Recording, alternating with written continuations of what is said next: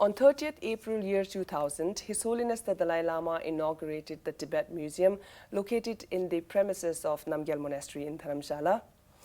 In the year 2022, the Tibet Museum moved to Gangchen Kyishong, the seat of Central Tibetan administration, with a complete new look. The new Tibet Museum has a vast collection of ancient and contemporary historical objects, photographs and documents that are displayed in a beautiful way.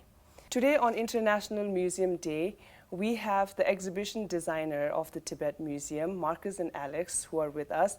We will talk about the work behind designing the installation and exhibitions at the Tibet Museum. Tastelek, Markus, Alex, welcome to Tibet TV. So, Markus, how do you design an installation? Why is it important to study? It is always important to study something, I think, to just get like into a certain field of knowledge and experience. So my experience basically with the Tibet Museum is quite old. So I'm working for the museum since '99, and we took a long history, also like a long journey in establishing all the installations. So the first, the former museum was basically based on photographs and texts, and the new museum is much more with audiovisual installations, also interactive elements. You know, people can touch something, can turn something.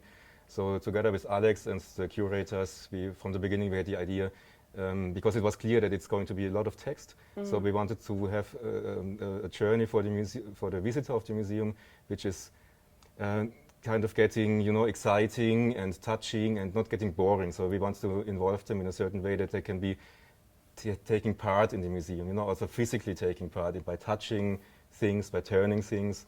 And this is, of course, if you study design and you make research about stuff, then you also get in touch with some other ideas. So you visit other museums with other eyes maybe, and you think about, okay, so with Alex we went to lots of museums in Europe.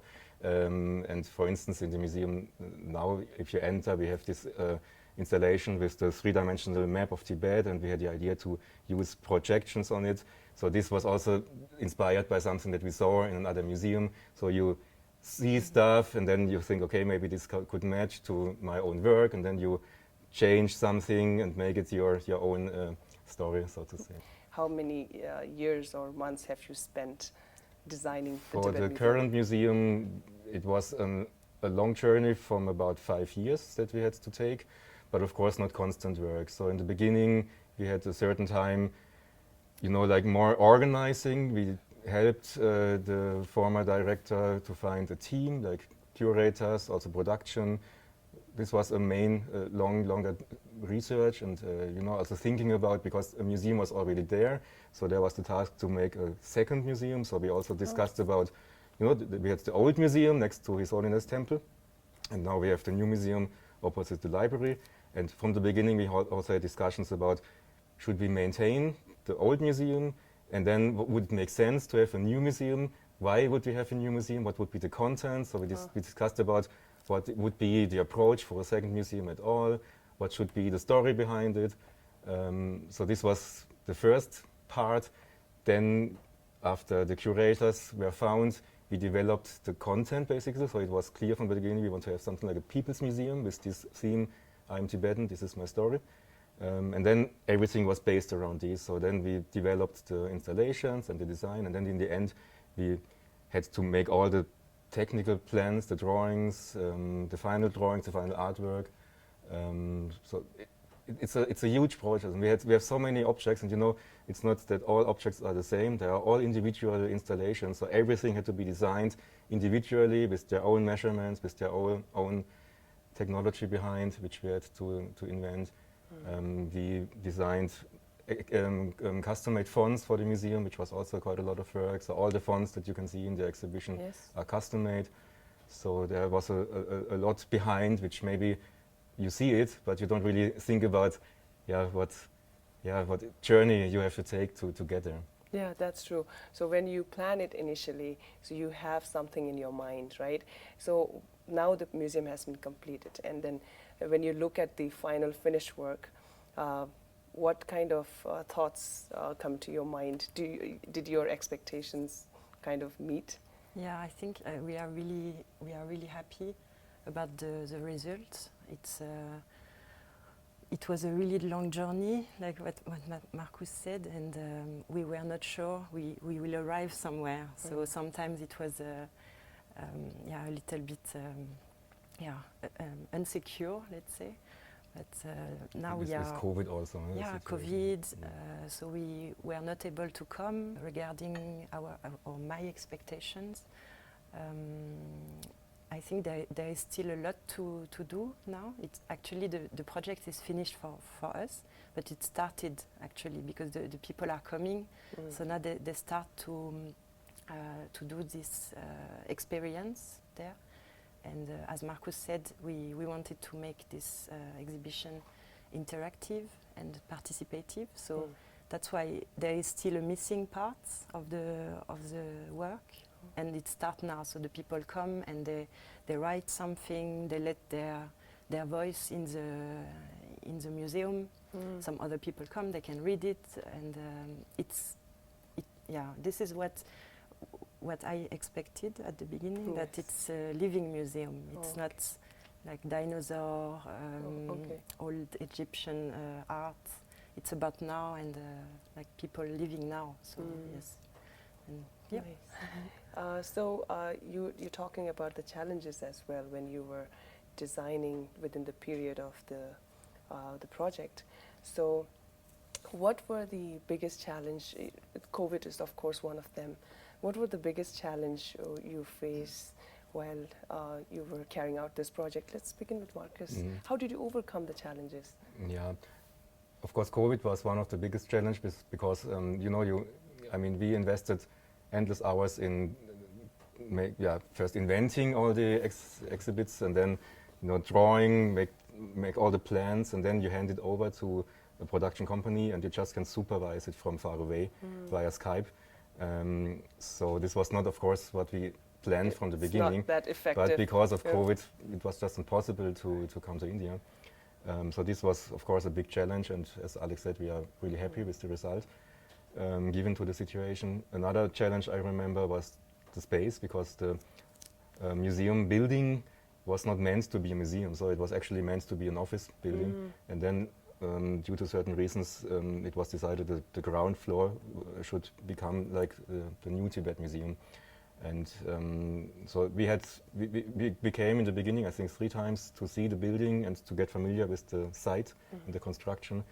So ceiling was very low, or is very low. We had these beams, there's a grid of beams. Yes, then we had to face a situation with air condition, which took a lot of space from the outer walls, which we sold as kind of vitrines in the end. So regarding space, we didn't feel very comfortable from the beginning with the site. And then I think this was a challenge which I think we solved quite well with light and also the color system. When you enter the museum, the ceiling and all the wall colors are dark gray, almost black. So you don't feel that the ceilings are so low. So because also with the illumination of the objects, you focus more on the objects. So you don't really feel the size of the space, actually. You concentrate immediately on the objects, and this is quite a nice effect. And then you go through the museum and you slowly you feel the space is getting lighter.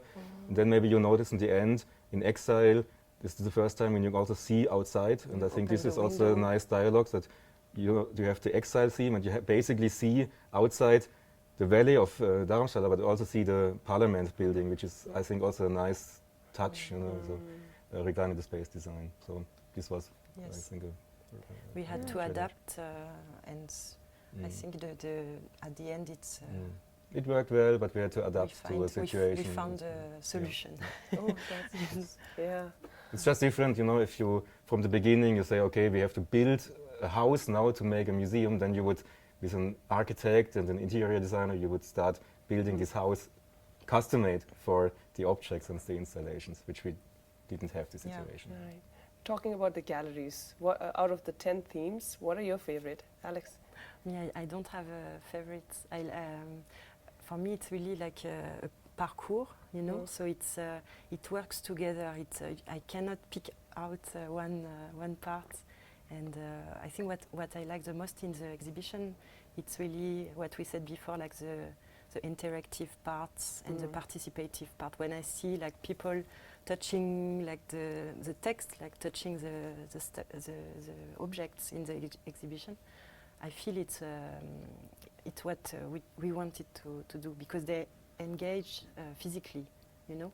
It's not they stay distant with also with the themes and with the stories. They really touch it, and so parcours. Great. What about you, Markus? You have any favorite theme? I would agree with Alex. This was from the beginning also like what we intended with the museum, not to have like one section, because just to make this small excursus, in the beginning we talked also with the director of the museum and the curators about space concept and space design. So we made several suggestions or proposals for the circulation in the space. So, for instance, one idea was that we have several islands. So we leave everything open, but there's the visit of the museum is more going like from one island to one island, but there is not really like 10 chapters which you have to go from 1, 2, 3 to the next. So it's more open and talking to each other. So this was one idea.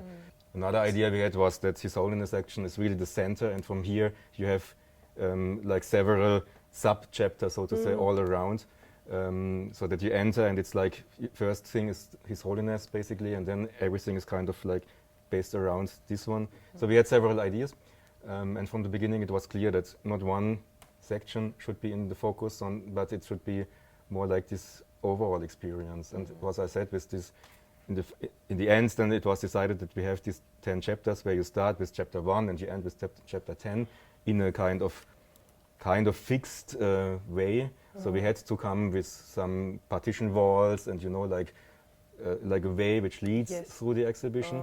So this was all basically what was based on our designs and ideas. Both of you are experienced in designing museums. You have designed other museums, I believe, and you know, I was wondering what kind of difference did you, find while you were designing the Tibet Museum? Did you feel this museum was different than the other museums that you have worked with before? For museums, honestly speaking, for me it was the biggest museum that I designed. I'm more I think Alex is more specialized in exhibition and museum design, so I'm coming more from branding, so I do brand design for bigger corporations. So that's maybe also my touch in the museum, that you have this maybe yellow as a key color. I talked about custom-made typefaces, so I'm more kind of responsible, or I have keep an eye of an identity for the museum. And for me, I think the main difference for other museums or exhibitions that we did also with Alex is that it's a museum which is about happening history. You know, it's not a museum about art that you just show. Okay, you show a certain time in history, and this is frozen. So this is actually a museum about people. It's not also about objects or artifacts. What you mentioned at the beginning. For me, it's really a people's history, and it's about stories. So this story is happening now, and it's not only happening in Tibet. If you look into other countries, like Ukraine, for instance, at the moment, this is really, there are so many themes which are up to date, you know, going into exile. What is identity for me? There are a lot of things which is very, very important and touching, and I think this makes this museum so different from others. What about you, Alex? I think it is not the first and the only museum making exhibition about now and what is happening now. So maybe what is really special in the Tibet Museum is that it's a really political museum. It's really, and this is not so often, that at least me. So for me it was always the very big questions, you know, like what is a museum? What is it about? What does it serve? And who? You know, like who is speaking? Who is telling the stories? Or who is making history? Like this was really burning questions, you know, like, and it still is. Yes, it is. Yes. Thank you guys for coming. Thank you for joining us in Conversation with Tibet TV today. Thank you, Markus. Thank you, Alex. That was about the installation and designing of the exhibitions at the Tibet Museum, the People's Museum. We had conversation with Markus and Alex, who were the exhibition designers at the Tibet Museum. Thank you for watching In Conversation with Tibet TV.